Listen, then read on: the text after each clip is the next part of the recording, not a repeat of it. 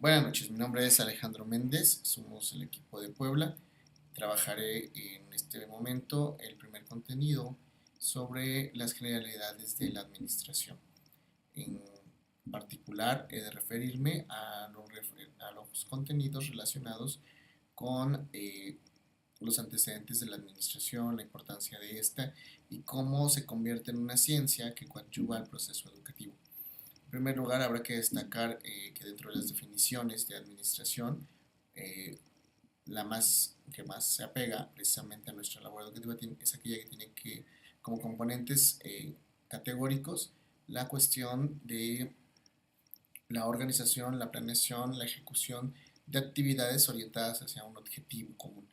Es esta la más apegada, dado que precisamente en educación hoy día cuando nos proyectamos como una institución encargada de formar y de educar, también nos formamos dentro de estos propósitos, ¿no? Y es muy importante establecer líneas de acción concretas que generalmente nos conduzcan dentro de un determinado tiempo, espacio, con la obtención máxima de beneficios con el eficiente uso de los recursos. La administración como tal va cobrando importancia dentro del ámbito educativo en la medida en que nosotros los docentes nos vamos siendo conscientes de la importancia que tiene el fomentar en nuestros centros educativos las razones y las formas de los modos de educar, ¿no? Es primer que nada entender que un docente es un administrador en cuanto es capaz desde el desarrollo de habilidades conceptuales, habilidades interpersonales humanas y habilidades técnicas de dirigir un proceso. Estas habilidades a veces se nos pide que las llevemos a cabo al frente de un instituto, al frente de una escuela, de un nivel, de un grado, tal cual es el caso de quien está hablando, o bien cuando se nos pide administrar los recursos, los tiempos, las formas dentro de un salón de clases, ¿no? Entonces, entrar en esta connotación nos pide a nosotros la capacidad para analizar, diagnosticar una situación que de entrada se antoja completa y de entenderla de manera holística, es decir, no por partes, sino como una integración del todo. Es ser capaces de hacer esta elaboración nos permite a los docentes empezar a convertirnos en administradores de un proceso. Después tendremos también la cuestión de pues, llevar a cabo tareas concretas, estas tareas concretas que se instrumentalizan, que se convierten en procedimientos, en técnicas, y dentro de este campo que es nuestra especialización. Por último, también entender que esto se realiza entre humanos y con otros humanos, es decir, habrá que ser capaces de desarrollar esta habilidad de entender, enseñar, dirigir, motivar, controlar incluso a otros y trabajar con ellos. Es muy importante entonces entendernos dentro de un proceso administrativo si y solo si somos capaces de operar un proyecto en el cual hemos sido partícipes o queremos ser partícipes, ¿no? Esto es importante. De otra manera, también podríamos hablar de que hay varios autores que se han esgrimido como los iniciadores de esta teoría administrativa. Tenemos, por ejemplo, a John C. George y el más solicitado, el que más se menciona, el francés Henri Fayol. En un libro denominado Administración General e Industrial, a principios del siglo XX, describe que las habilidades básicas gerenciales son planificar, organizar, instruir, coordinar y controlar. Si nosotros las llevamos al ámbito educativo, pues precisamente el docente lo que hace es esto, planifica un proceso, organiza este proceso con los recursos, con los seres humanos, con los materiales que tiene a su encomienda, instruye a otros para que realicen las actividades necesarias para llegar a este fin, coordina que las actividades, los procesos se lleven ordenadamente y por último controla que precisamente sean los resultados esperados los que se den. Es decir, un buen docente hoy día no se entiende, sino es también entendido como este administrador. Y bueno, a veces creemos que solamente un rol gerencial, o en este caso un directivo, sería quien tendría que estar en obligación de desarrollar habilidades administrativas. En realidad no, en realidad todos somos partícipes de este proceso administrativo. Ahora bien, a los directivos por fuerza, por su propio papel, se les pedirá una implementación más concreta y una asimilación propia de estos elementos. Es decir, de suyo el directivo llevará una carga administrativa. No solamente será el estar al frente, sino el saber coordinar, impulsar, motivar a su equipo para lograr y especificar los mejores resultados. Hasta aquí mi participación. Muchas Buenas gracias. tardes. Mi nombre es Leticia Zamora Domínguez. Soy integrante del equipo de doctorado de Puebla. En esta ocasión voy a hablar sobre el trabajo en equipo como factor de calidad. En un inicio hablaré de lo que es calidad. Calidad se le da al término conocido como ciencia de la organización. Podría decirse que calidad es sinónimo de organización. Bueno, la calidad de la educación escolar involucra pues un gran compromiso, es un reto, es un gran atributo que se le da precisamente, es una condición que se le da a los efectos, a las acciones y a todas las acciones que se desprenden precisamente para tener un logro como tal. ¿En qué consiste? Pues en primer lugar el tener calidad en la educación involucra una revisión exhaustiva y una evaluación constante de los controles que la integran, desde funciones de organización de recursos, organización de personal, organización de proyectos académicos, de contenidos de aprendizaje en sí. O sea, es una gama de organizaciones que vienen a dar resultado a lo que sería una institución o una escuela que brinda una calidad educativa. La calidad educativa como tal no solamente está referida en los propósitos de enseñanza. Claro, es una parte fundamental.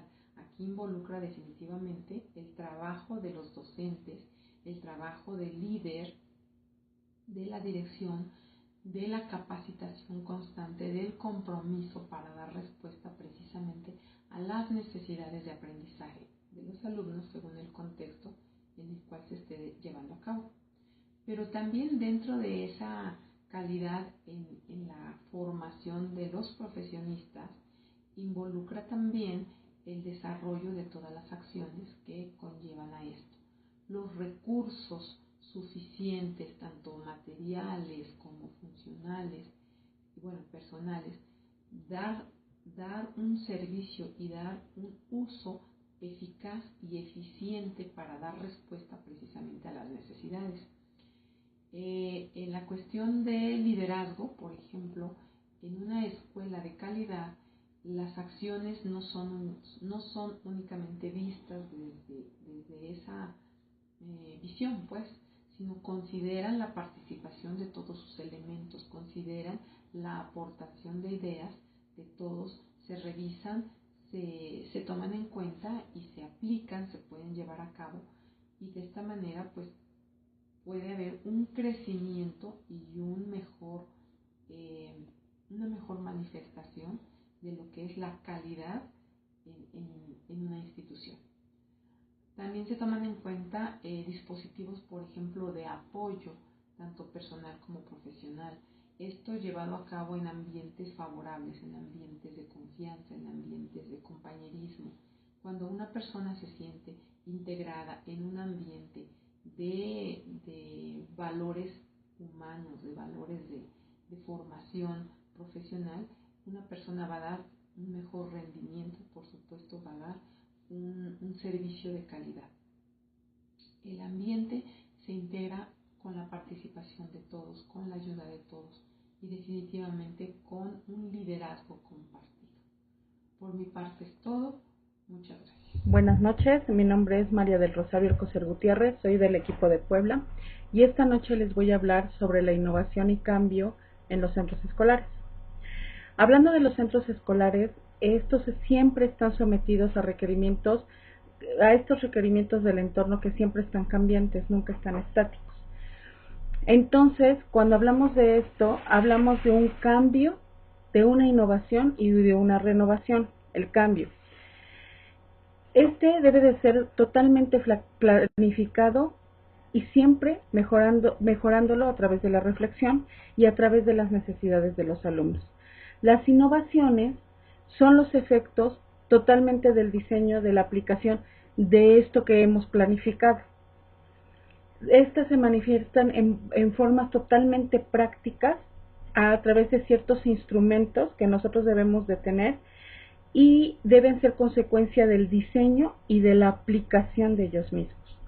Cuando hablamos del término de renovación, puede considerarse como un sinónimo de innovación, pero sugiere un énfasis en las ideas de persistencia, constancia y de grandes magnitudes en los colectivos de profesores en los centros.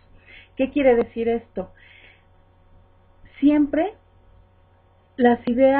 estas ideas no deben de quedarse ahí nada más, deben de reconsiderarse, deben de darse un giro. Por eso hablamos también de esta parte del diseño, de esta parte de poder tener ideas, nuevas ideas y poderlas renovar, no nada más quedarnos con la parte inicial, sino a través de lo que vamos observando, de los resultados que vamos obteniendo, poderlas cambiar.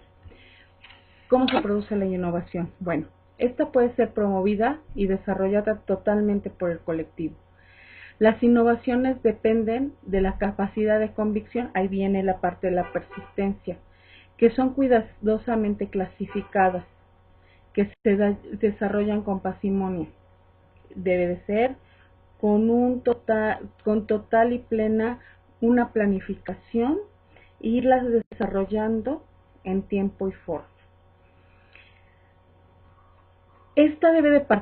La innovación siempre debe de partir de una manera consciente. Debemos de estar conscientes de lo que estamos haciendo, del cambio que estamos haciendo.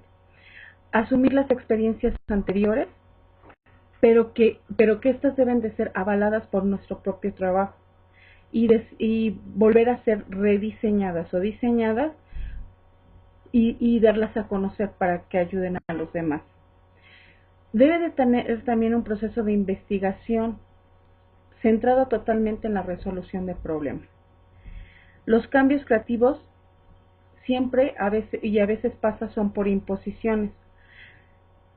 Entonces esto nos da como resultado el cambio. A veces los directores ahí es donde tienen un papel preponderante y muy importante. Los cambios requieren siempre de un aprendizaje y un tiempo, no son inmediatos. Debe de haber un proceso y siempre el cambio debe de ser para mejorar, siempre. Las características de los centros de trabajo, de los centros escolares, unos son estáticos y unos son innovadores. Y entonces hay ciertas diferencias entre ellos. Las dimensiones de las que habla esta lectura son de estructura, primeramente, y en el centro escolar estático es rígida. No se dedica mucha energía a mantener siempre las unidades, los hábitos, todo debe de ser, no se sale, ahora sí como decimos, no salirse de la rayita. Y en el centro escolar innovador siempre es flexible. ¿Qué quiere decir? El uso de los grupos de trabajo temporales, los cambios de actuación de todos los actores, siempre estar en movimiento. Otra de las dimensiones es la atmósfera. En el centro innovador estático hablamos de que esta es centrada totalmente en las tareas. Es impersonal, es fría, no hay movimiento, todo es formal, todo es muy reservado. Y en el centro escolar innovador es centrada totalmente la atmósfera en las personas. Siempre es facilitadora, es cálida, es informal, es de confianza. Estas son grandes diferencias que hacen a los centros escolares. Después la filosofía y las actitudes de la dirección. La primera es la función de director en el estático es controladora. Siempre controla al personal. Todo debe de pasar bajo sus manos. La actitud ante los errores se esconde Y en la función de los centros escolares innovadores es el de estimular al personal siempre, de asumir riesgos, de decir tú puedes, de estar abierto, compartir recursos, todo esto, y de mucha tolerancia. En las dimensiones, la toma de decisiones y el establecimiento de normas, siempre en la estática es la toma de decisiones por mecanismos legales, siempre se va a lo legal. Y en el centro innovador, la participación de las personas son afectados por las decisiones y las normas. Siempre son hipótesis a comprobar en el innovador. Siempre. La comunicación en el centro estático es unidireccional y en el centro innovador el flujo siempre es abierto.